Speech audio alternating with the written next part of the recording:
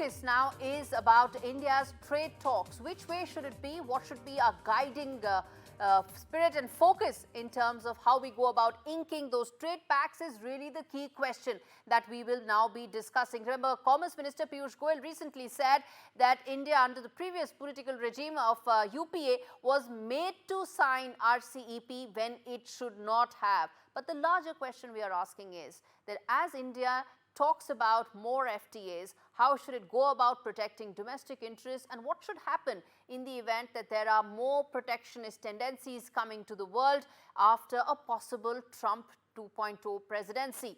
That is our big focus. How should we go about inking trade pacts, protecting domestic interests, and at the same time warding off some of those protectionist tendencies? Joining me on the broadcast to take this forward is Dr. Asif Iqbal, who's former trade expert and president of the Indian Economic Trade Organization, Mitali Nikore, who is an economist as well. And I think they're with me on the broadcast. Mitali, let me start with you, in fact, and give you the first chance to come in here. How do you respond to the commentary made by the Commerce Minister, not specifically about the politics of it, but what I'm asking is that how should we now go about inking trade pacts? Should there be a complete difference in our approach in terms of inking free trade pacts? Thanks, Gaurie. Such a pleasure to be on the program with you today.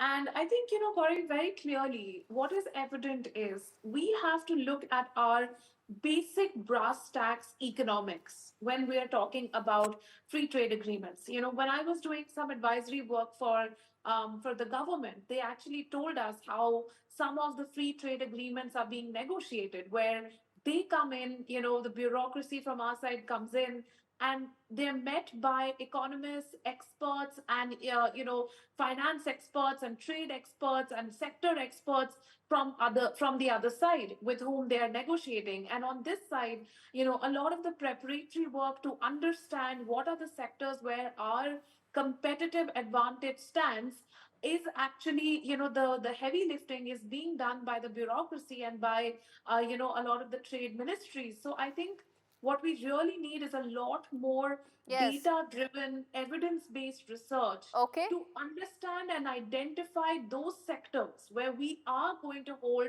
that competitive advantage. I think one of the biggest complaints that the Indian industry has been having for the last couple of years, and in fact, Dr. Asif, let me ask you this, which is that some of its sectors like steel, cement, power have been the ones that have been at the receiving end of an influx of cheaper imports, which is why, of course, duties were slapped.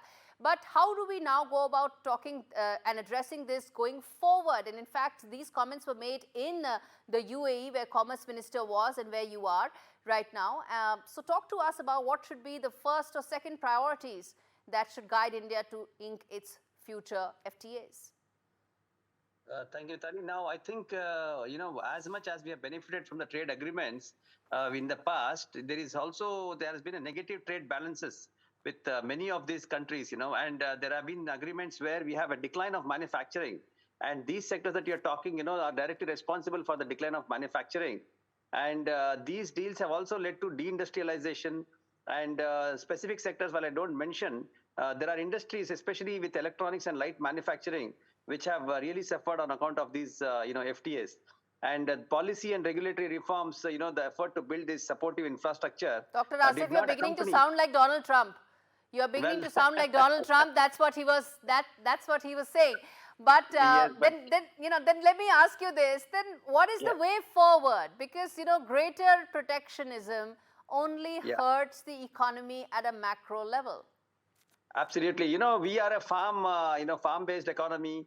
And if you see the legacies of our past and our, past, political aspirations, despite having many differences, what we have to do is the free market economics that we are having and the hostility that we are facing from our political rivals when rejecting such trade pacts, So the negative tone of this narrative, may be negotiated now. And coming back now to the distrust of free market economies, I would feel that two other compelling reasons are there, which is, the dismantling tariff barriers. They will prove very costly for a number of industrial enterprises that are globally competitive. I think this is something that we have to see.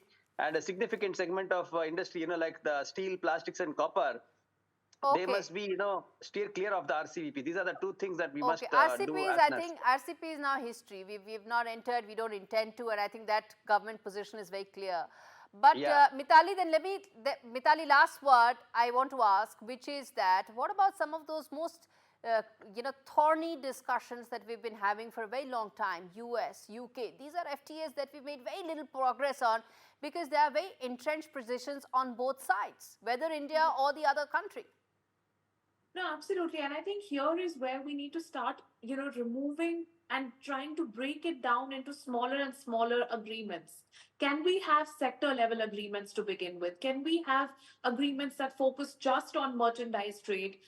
Agreements focusing just on services trade, agreements focusing just on even specific commodities and their value chains, looking at how logistics can be improved and how the shipping industries can be more integrated, looking at digitizations of trade facilitation and building, digital Okay. systems to improve the logistics costs. Hmm. So breaking it down, Corey, is really the way I think that we can move forward on them. Otherwise, we will continue to remain stuck on one or two issues.